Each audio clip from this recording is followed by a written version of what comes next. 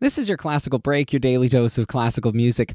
I'm Tyler Alderson, and today we're going to be finishing up with Grieg's Piano Concerto. We'll listen to the second and third movements. We talked yesterday about the fact that Grieg was educated in Germany, and he looked to the music of Robert Schumann for inspiration. He traveled widely. He actually wrote this concerto while vacationing in Denmark. But he was also tied indelibly to his homeland of Norway, and much of his music reflects that. Norway had had a rough few decades before Grieg was born. It had long been a territory of Denmark, ruled from Copenhagen, but the Danish had allied themselves with Napoleon. When he lost, so did Denmark, and they ended up losing Norway to Sweden as part of the ensuing treaty. As you might imagine, the Norwegians weren't super happy about being passed around like that, and they decided that they would go and form their own country. Grieg's grandfather was actually a member of the new Norwegian parliament. He was an advisor to the new king of Norway. But Sweden wasn't prepared to give up their newly gotten land without a fight, and war broke out. Norway was finally forced to enter into a union with Sweden. And technically, this meant that the two were both independent countries that just shared a king and some other trappings. Norway did still have its own parliament and administration, but issues like foreign relations were almost entirely controlled by Sweden. And the king was a Swedish king. The seat of power was in Stockholm, and many in Sweden viewed Norway as a spoil of war, not an equal, independent country. Now, we've talked about nationalism a lot in this podcast, but I wanted to get a bit more into why there was such an explosion of nationalism in the second half of the 19th century. For centuries, the great powers of Europe had fought against themselves, often winning, then losing, then winning back various territories. As you can imagine, this wasn't great for the territories involved, but that was how things went. Powerful kings conquered, less powerful rulers were conquered, and the regular people didn't have a ton of say in the matter. The Enlightenment in the French Revolution brought a new perspective, along with the ideals of democracy and self-determination. Suddenly, the monarchies didn't look so all-powerful, and having the people govern looked like a real possibility. Rather than a monarch to keep everything together, people started shifting their focus to a sense of collective identity. Language, music, literature, and other aspects of culture took on a much greater significance because they became the glue that bound nations together. And once you have a national identity, why be controlled by people living hundreds of miles away? So the Norwegian music of Grieg, for example, became a symbol for the idea of Norway as a nation and as a separate, independent, self-governing country. One other thing to keep in mind when you're listening, especially to the second movement, is that Grieg preferred to write music much smaller in scope than some of his romantic counterparts. He never wrote a symphony. This is the only concerto he wrote. He didn't write operas. Chamber music, solo piano, maybe some orchestral sketches, that's the kind of thing that he stuck to. And it comes through in the gentle second movement, which only has a few moments of anything approaching the big drama of the first. The third movement shows Grieg's Norwegian roots, with rhythms based off traditional folk dances. The dissonance Grieg plays with are often heard on the Hardanger fiddle, which is the Norwegian variant of the violin that would have been playing those folk dances. Grieg would eventually see Norway break free of Sweden in 1905, long after he had cemented his legacy as Norway's premier national composer. Rami Barneev and the Jerusalem Symphony Orchestra, led by Noam Sharif, with the second and third movements of Grieg's Piano Concerto.